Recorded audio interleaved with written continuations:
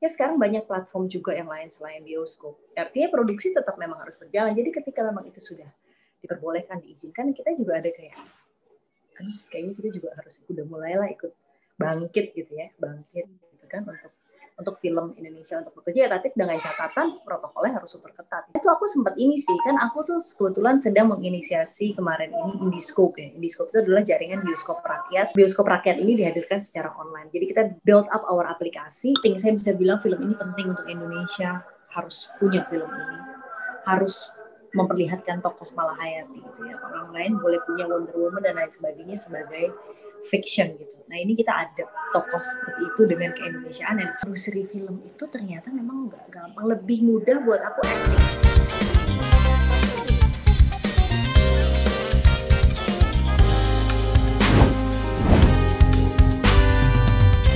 Terus juga nih Kak Marcella, mungkin kalau misalnya ngomongin tentang sejarahnya Kak Marcella, ini kan udah terjun di dunia perfilman sejak tahun 2000-an gitu ya.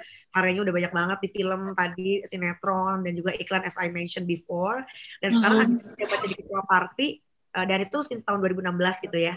Kalau dari mata Kak Marcella, apa sih Kak sebetulnya ada nggak ya perbedaan yang signifikan dari industri perfilman di awal-awal tahun 2000 back then sama yang perfilman sekarang? Perfilman di tahun 2000 sampai sekarang. Dan sekarang apa gitu kayak kebetulan gini, aku masuk di dalam industri film itu sejarah punya cerita history ya. Karena pada saat aku masuk itu di tengah film Indonesia itu sedang terpuruk-terpuruk. Ada seorang Rudi Sudjarwo yang punya upaya untuk bagaimana membangkitkan lagi perfilman tanah air dengan bikin Bintang Jatuh dan Tragedi pada saat itu, dan aku terlibat akhirnya sebagai pemain di sana. Yang mana itu tuh pertama kali aku main kan. Aku tuh dulu nggak mau. Jadi walaupun mamaku tuh kan sudah malang melintang ya di dalam industri film, dan kadang-kadang aku ikut suka ditawarin, enggak lah mau gitu. Karena ngelihat kerjanya tuh kayak gitu. Terus aku juga tipe sekolahan yang aku tuh kalau sekolah mau cepat, aku nggak mau bolos gitu-gitu tipenya. Jadi aku very disiplin dengan sekolah karena orang tua aku tuh benar-benar sekolah nomor 1. Pokoknya kayak gitu, kita terdidik seperti itu. Jadi aku kayak nggak mau keganggu. Terus jadi emang gak pernah mau, sampai tiba-tiba aku ke sekolah SMA di Sumbang. Terus aku lagi nyebrang jalan, tiba-tiba ada yang stopin, Marcel Michelle gitu. Jadi ternyata yang stopin aku tuh ada Sabto, itu teman aku yang mana dia itu juga adalah casting director, one of top casting director sekarang di Indonesia, dan Rudi Sudjarwo-nya. Dia udah, aku langsung ditawarin main, ada tokoh Shelly, dan kebetulan abis itu aku bilang jawaban aku juga tanya mama dulu ya gitu. Beberapa waktu diyakinkan, dan karena memang kebetulan isinya tuh yang main tuh akhirnya teman-teman yang aku kenal juga, Dian Sastro, Indra Birowo, Gary Iskak, ada Rako Priyanto, itu semua tuh teman-teman gitu yang seru juga. Jadi aku lebih ngeliatnya ke oke, ini kayak project seru-seruan pada saat itu, dan it's a challenge, you never know something lo bisa atau enggak kalau lo nggak mencoba kan gitu. Dan aku masih seneng banget nonton film dari kecil.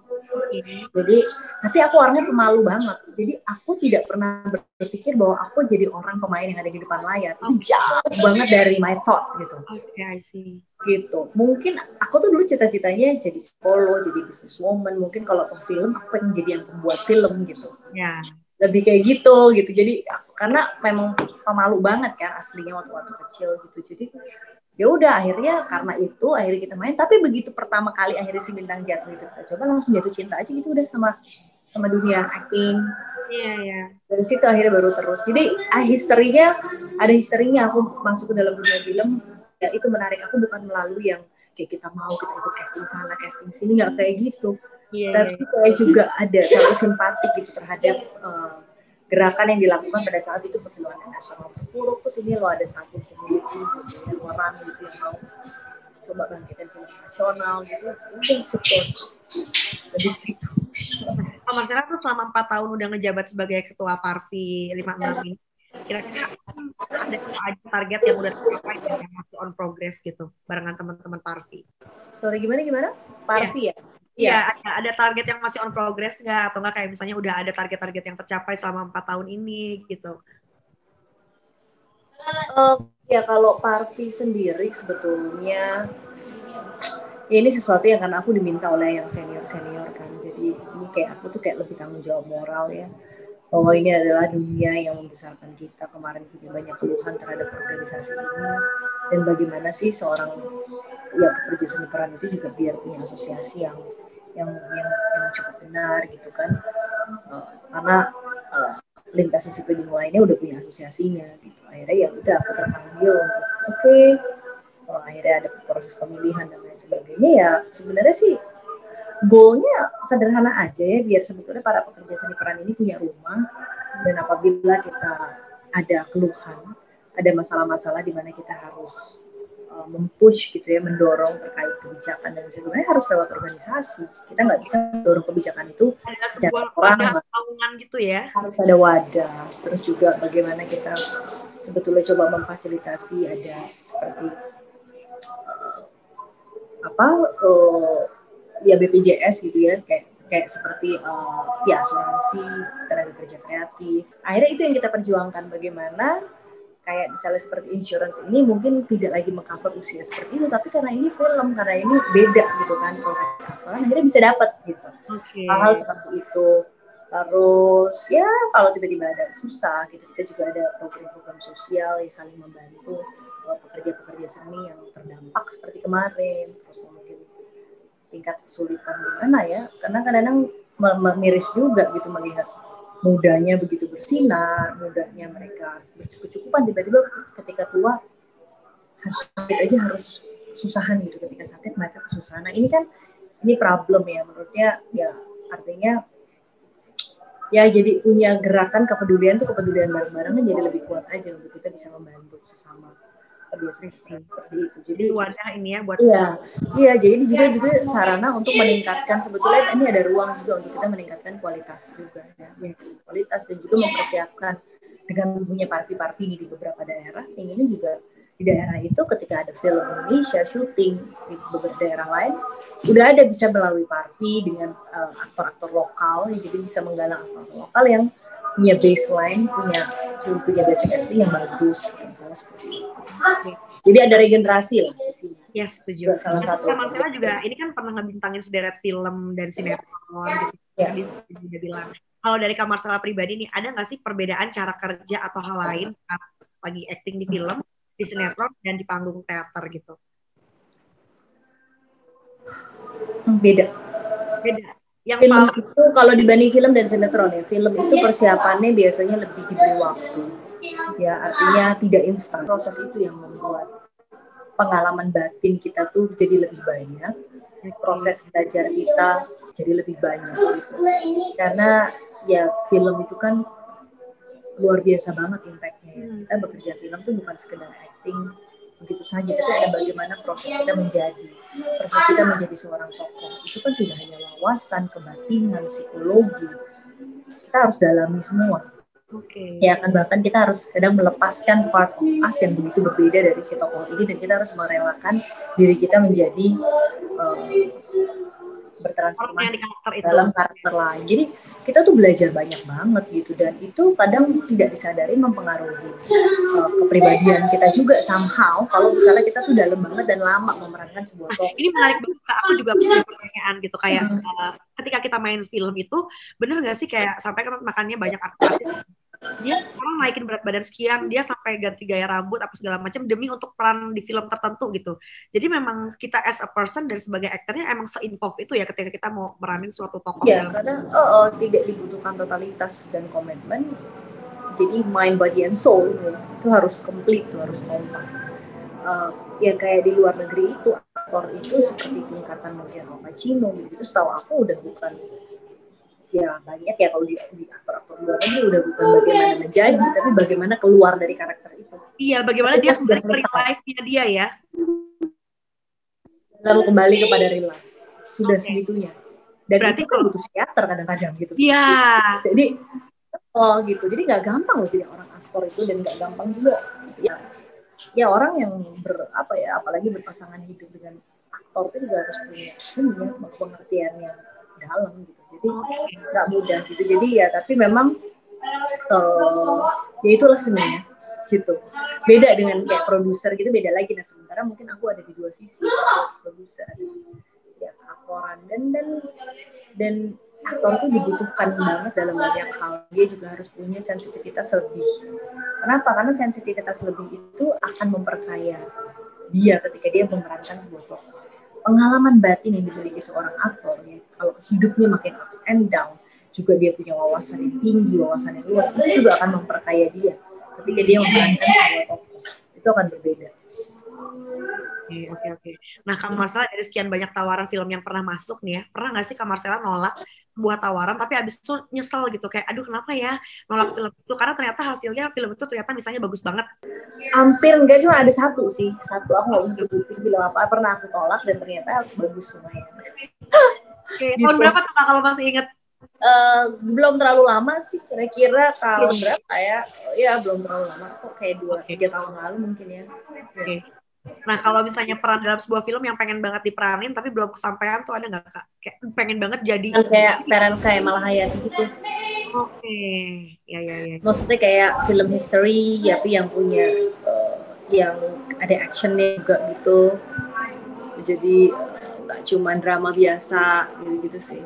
Ya apa aja. Nah, kalau misalnya lawan main di sebuah film yang pengen banget Kak Marcella adu acting tapi belum kesampaian siapa? Dan mungkin kenapa pengen banget berakting sama dia di sebuah film ini? Siapa ya? Udah semua jangan-jangan ya? Belum juga sih. Ibu Christine aku belum loh, Ibu Christine Hakim. Itu salah satu pengen juga. Beliau. Itu panutanku juga dalam perfilman ya, Ibu Christine Hakim, Pak gitu.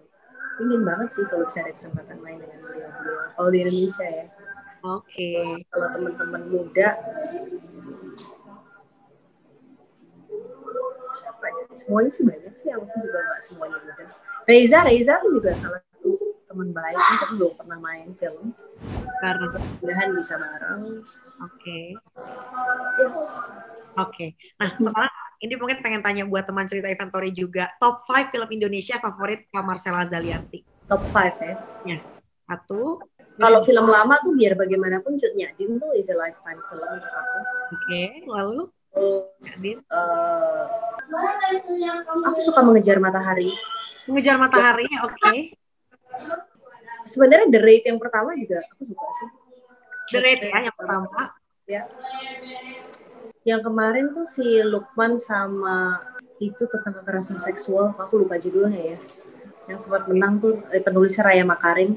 Oh, 20 Steps of May. Ya, 20 Steps of May. Ya, 20 Steps of May.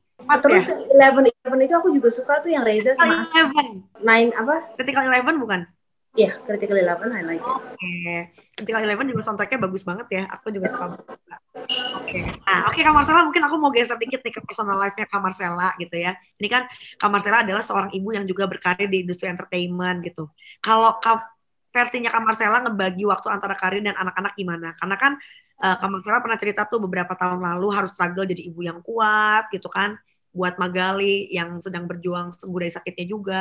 Kalau Kak Marcella lagi di luar kota dan Magali lagi sakit katakanlah, itu begitu mamanya pulang langsung tenang kayak dapat energi baru gitu ya. Iya, jadi ya it's a very tough situation ya pada saat itu, dan itu adalah proses hidup yang salah satu yang terberat sih yang aku alami sebagai ibu ya, karena mungkin pertama buat aku memang tipe yang ibu banget, yang keluarga is like number one, terutama anak-anak ya nomor satu banget buat aku. Jadi aku deket sekali sama mereka tuh lahir batin gitu ya, jadi kayak ya begitu terjadi tuh it's like mimpi buruk gitu kan, kayak mimpi gitu. Dan ya di situ diuji banget sih, itu salah satu ujian yang cukup berat, bagaimana kita bisa tetap tenang, kita ikhlas, tapi kita berusaha semaksimal kita bisa. Jadi memang dalam hal seperti itu kayak pasti kita sedih, pasti kita terpukul, tapi kita tidak bisa juga menyerah gitu kan. Kita tidak boleh juga terpuruk dengan kesedihan, kita tetap harus fight for anak kita. Dan energi kekuatan ibu itu sangat berpengaruh pada fighting spiritnya dia. Dan itu aku alamin. Jadi setiap hari itu waktu itu kan aku sempat koma ya, itu aku selalu bisikin di telinganya, pasti kamu akan bisa melewati ini, kita akan berkumpul kembali, akan main lagi dan segala macam. Jadi itu adalah hal-hal repetition gitu yang dan energi yang bisa aku lakukan gitu, salah satunya selain tentu ya kita berdoa menyerahkan sepenuhnya kepada Allah ya, Aku cuma bilang ya udah Allah yang tahu yang terbaik, kita manusia yang bisa berusaha, dan aku bisa tolong sepenuhnya aja. Semua di dunia ini digerakkan gitu, bisa membantu semua apapun. Dulu sampai minta itu udah tukeran tempat gitu ya, saya jadi sakit aku pasti kayak gitulah, ibu gitu pasti Orang ibu ya tuh kan ya. itu ya.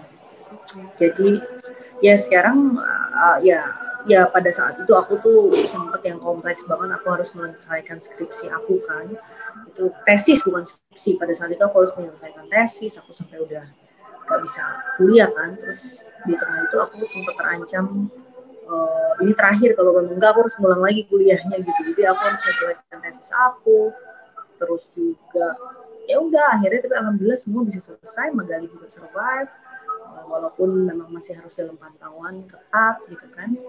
Terus pernah suatu saat udah sembuh gitu berapa tahun kemudian, aku tuh lagi ada Rakornas Kadin kalau nggak salah di Solo, tiba-tiba kambuh. Itu aku belum selesai, baru sampai pulang lagi malamnya karena sehari kalau nggak salah, besok paginya yang harus baru memulai, besok pagi aku langsung ke Jakarta pulang.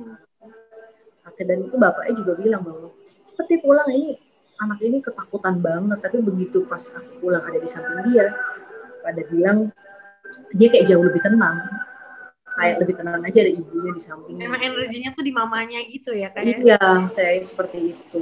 Jadi nah, untuk knowledge orang awam nih Kak tentang brain cancer gitu ya, kira-kira saat ada gejala-gejala seperti apa nih yang orang, terutama orang tua, harus udah mulai concern untuk dia bukan cancer, dia tumor. Jadi tumornya adalah tumor jinak, namanya choroid plexus papilloma. Jadi gejala ya orang hanya mungkin umumnya orang tahu penyakit yang bahaya itu kayak kanker jantung gitu. Tapi distinct tumor jinak ini bisa menyebabkan sudden death. Oke. Jadi dan itu gejalanya pusing, mual, muntah ya. Kadang orang mungkin saru, ini apa? Biasanya muntah itu adalah dorongan dari ketekanan dari kepala.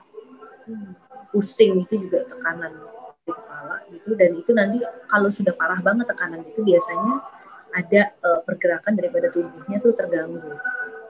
Jadi kayak lumpuh sebelah, penurunan pergerakan itu pasti akan kelihatan. Nah itu adalah gejala-gejala yang kita sudah harus sangat aware, cepat segera kita ke rumah sakit yang memahami bagian syaraf kepala.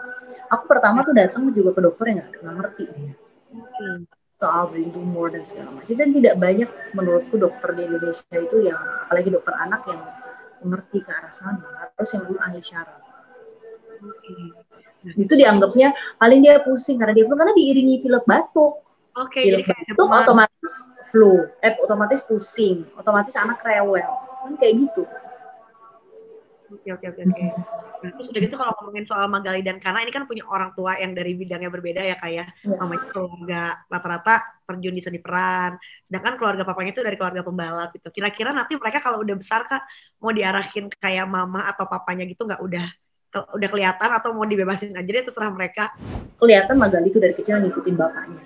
Jadi dia tuh ternyata jago banget nyetir, dan dia udah udah latihan di lab. Kak Marcella sekarang kan lagi develop dan juga bikin konten YouTube di channelnya Kak Marcella sendiri ya. Itu akibat provokasi sebetulnya. Fun, karena kita punya bonding yang luar biasa. Tapi kerjanya bisa nggak tidur tuh, begadang luar biasa. Itu jam kerja paling gila terus bilang.